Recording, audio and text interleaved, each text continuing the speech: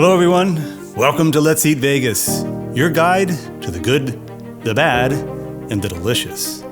Las Vegas, a city built for the risk takers among us, yes, but why take risks when it comes to your next all-you-can-eat Asian feast? There's no need to roll the dice, and that's where we come in.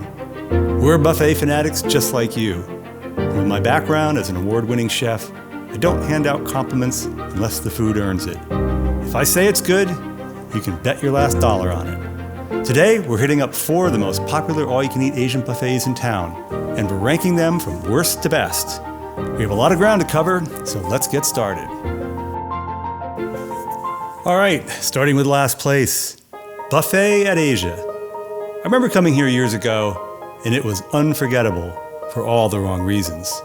To me, the buffet tasted like disappointment and regret, 2 of my least favorite flavors. They have 3 places in town. We chose the Rainbow location, which was packed on an early Monday morning. Maybe things had improved. Maybe the crowd knew something I didn't. Spoiler alert, they didn't. The seafood section, once a point of pride, looked like it had been looted. No shrimp cocktail anywhere. The kimchi had the sad, forlorn look, like someone at the end of a party that no one had yet asked to dance. And the shrimp and broccoli? Good lord. The shrimp had that overly oceanic aroma, not exactly what you're hoping for. It raised an eyebrow, let's put it that way. And the broccoli looked equally unappetizing. Fresh? No. This was a kind of dish that made me reconsider every decision that led me to this moment. Then came the chicken teriyaki. To me, it tasted like a salt lick with a side of rubber. The flavor was off, with sugar overshadowing every other aspect of the dish. Easily some of the worst I've had, and that includes sketchy airport food. The mussels were a hot mess, except they were cold, slathered in some congealed cheesy sauce. People were stacking them onto their plates as though they knew something I didn't. Spoiler alert, they didn't. Just when I thought all hope was lost, I found something decent. The shrimp. Nicely seasoned, good flavor. Maybe things were looking up. Then came the calamari, served like revenge, ice cold. And the dipping sauce, bright red, radioactive, and looking suspiciously like a science experiment someone forgot to label. The pot stickers were actually all right, though I doubt they're made in-house. The wings? To me, it seemed like I just stepped out of a time machine set to 1983, tasting exactly like those frozen TV dinners that haunted my childhood. Those dinners were so bad they became my personal motivation to learn how to cook, just so I'd never have to eat them again. Ah, the best laid plans of mice and men. This plate started out looking like a lifeline and ended up being a cautionary tale. The orange chicken was a soggy, chewy mess. The pig's feet were bland and gamey. The mushrooms were fine, I guess. The rice was there. And that's all I can say about it. The only thing worth eating were the green beans. And if steamed vegetables are the star of the show, you know the show's in trouble. Well, I'm not going to waste any more time on Buffet at Asia. Maybe once upon a time it was worth a visit. But today, it's a relic best left in the past. Vegas has too much good food to settle for this. You can do better. And as you're about to see, we did.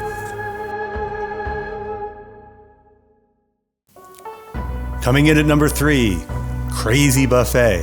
I see why they call this place crazy. The place is crazy busy. We showed up here at 11 at opening, and there's already a long wait. People are packed in like sardines. Yum, sardines. Well, we're excited to get started. The food looks amazing.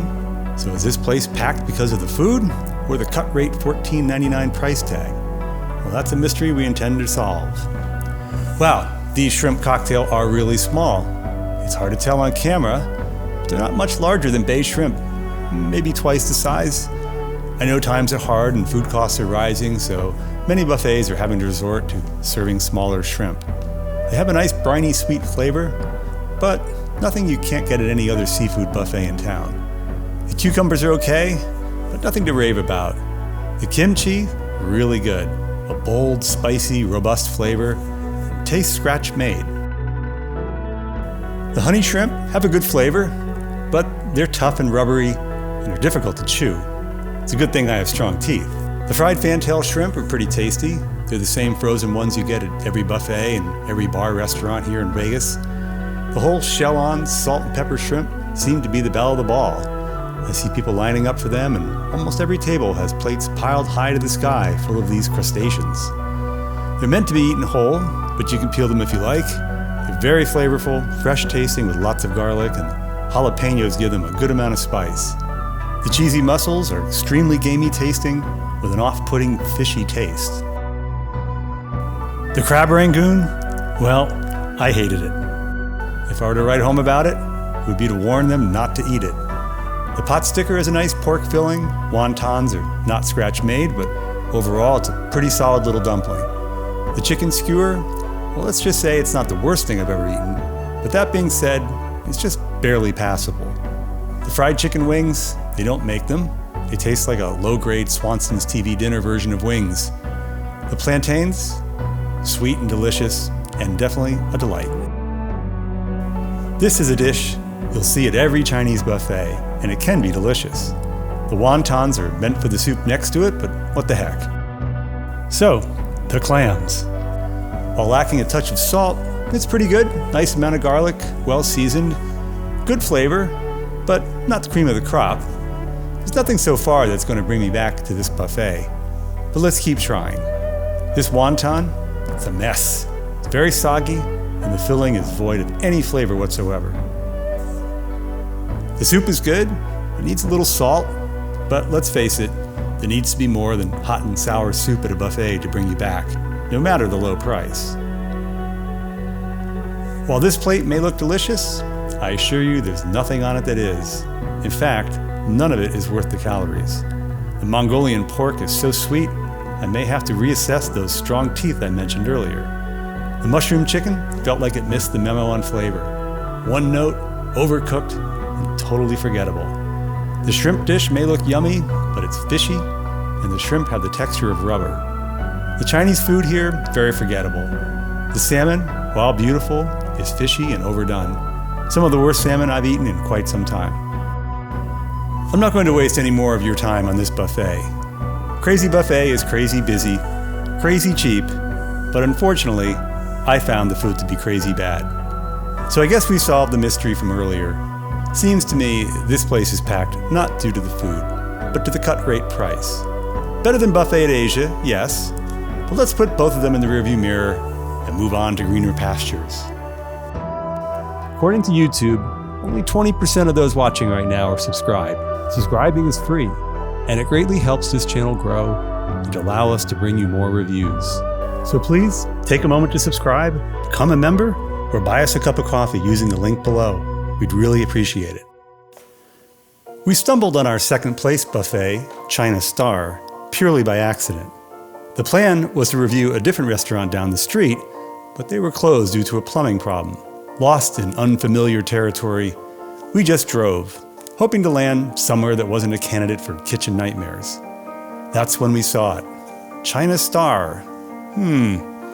As I recall, according to my food blogs, this is a place where food dreams go to die.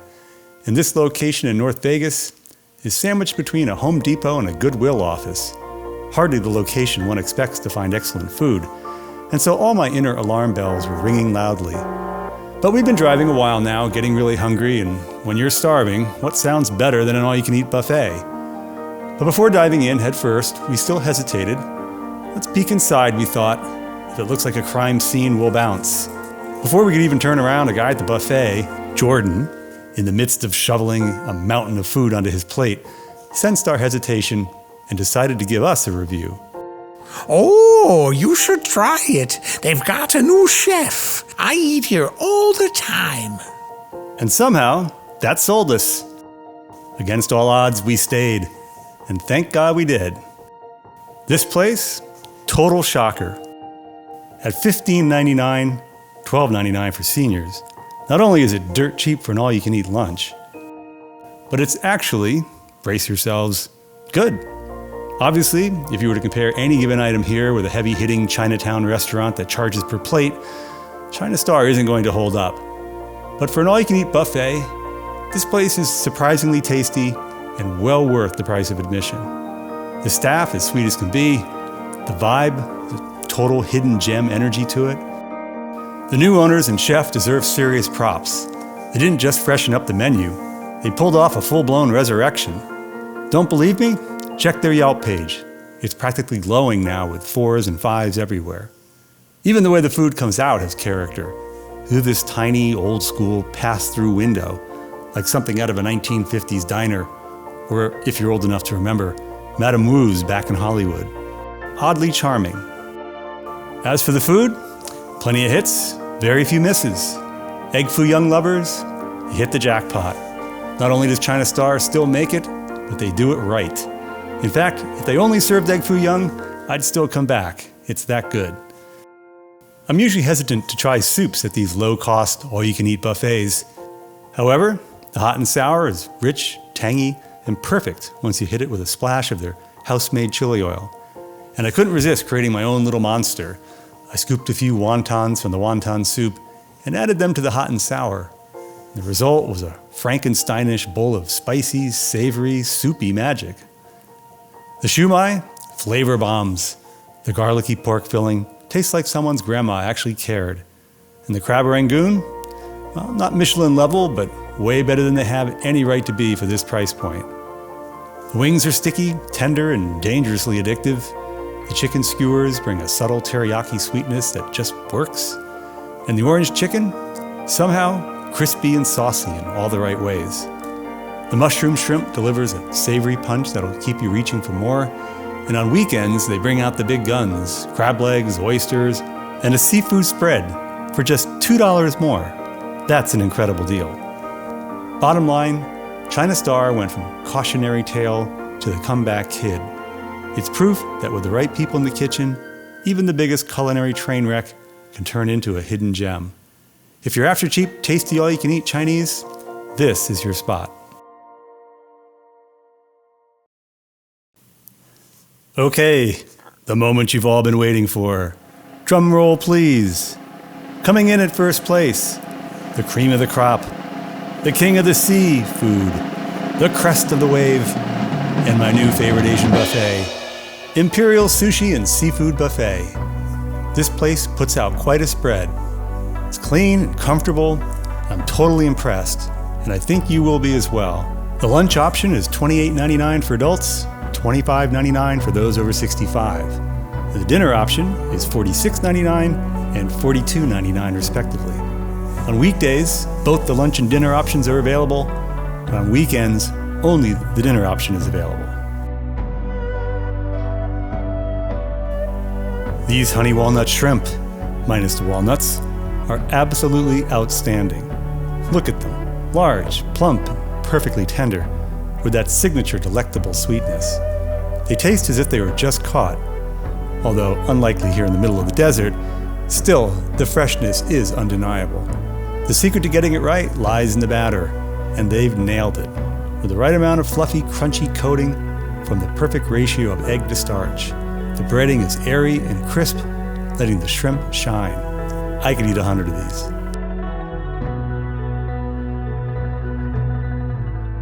These oysters are a masterpiece. Plump, fresh, and seared with just the right amount of smoky char. The bold flavors of garlic and ginger blend beautifully, while a touch of fresh, spicy pepper adds just the right kick. Honestly, these might be some of the best oysters I've had in Vegas.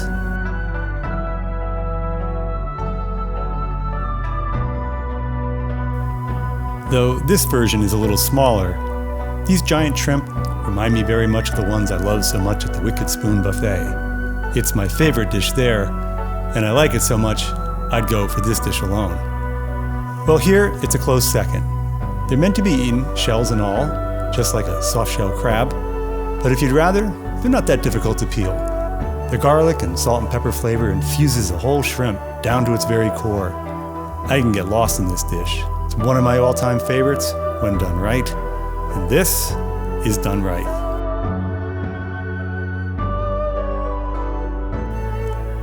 The mussels are outstanding, bright, tangy, and bursting with citrusy yuzu and fresh lime. A touch of cilantro and spicy pepper adds a Thai-inspired kick that makes each bite sing. I love poke, and this one is incredibly fresh. Judging by how fast people are going through it, it's clearly a favorite.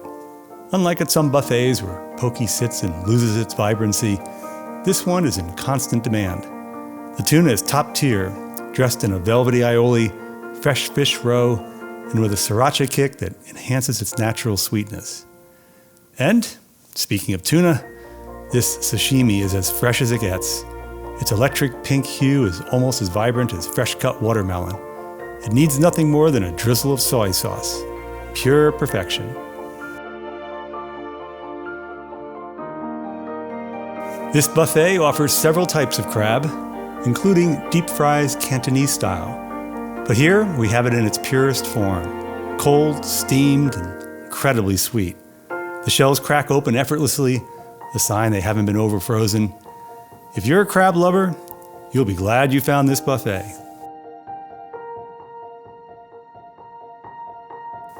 Okay, while most of this buffet is wonderful, here comes the part where I tell you what to avoid. They sure have a lot of dim sum options, but not many worth eating. I bet they make very few of these dishes in-house, though unfortunately, the shrimp tempura is one of them. Heavy, greasy, and dense. It might be the worst tempura I've ever had. And the taro toast? Just weird. And not the fun kind of weird.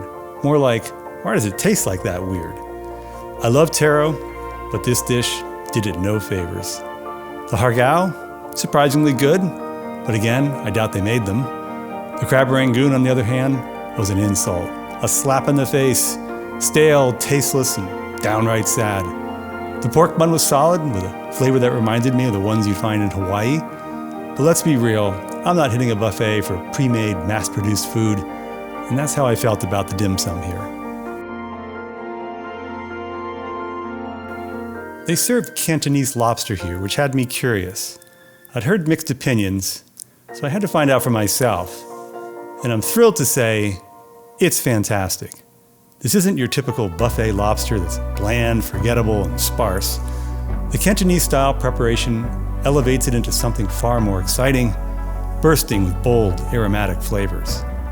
Cantonese lobster has deep roots in Chinese banquet cuisine, where whole lobster is stir-fried with ginger, garlic, scallions, and soy to create a rich, umami-packed dish. The technique preserves the lobster's natural sweetness while adding layers of savory depth. Compared to the lobster buffet at the Palms, where you get whole lobsters and unlimited tails, the difference in taste is striking. The Palms lobster, seemingly frozen for extended periods, often suffers from that dreaded watery texture and lackluster flavor. Here, the lobster is fresh, firm, and infused with incredible flavor from the wok-fired aromatics. Yes, it's messy to eat, the glossy sauce clings to every piece, but that's part of the experience, and the meat slides right out of the shell, a telltale sign of freshness. When lobster is frozen too long, it turns mushy and stringy. Well, not here. This is the kind of dish that makes the dinner option worth every penny.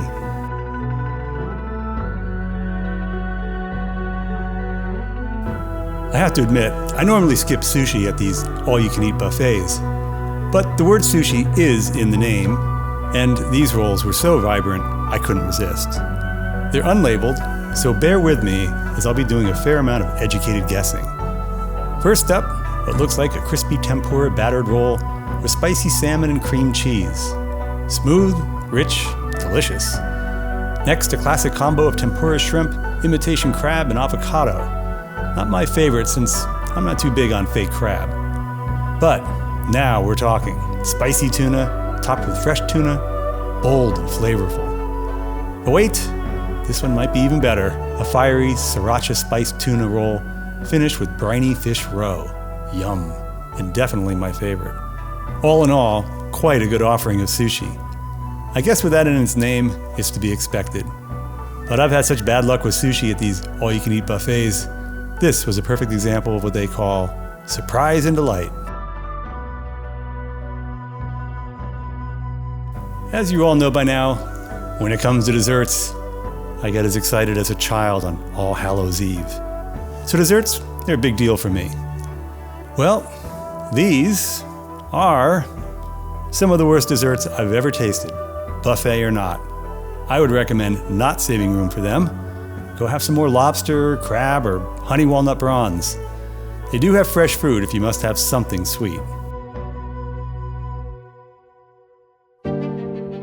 After eating at all 4 of these buffets, they each have their own story to tell.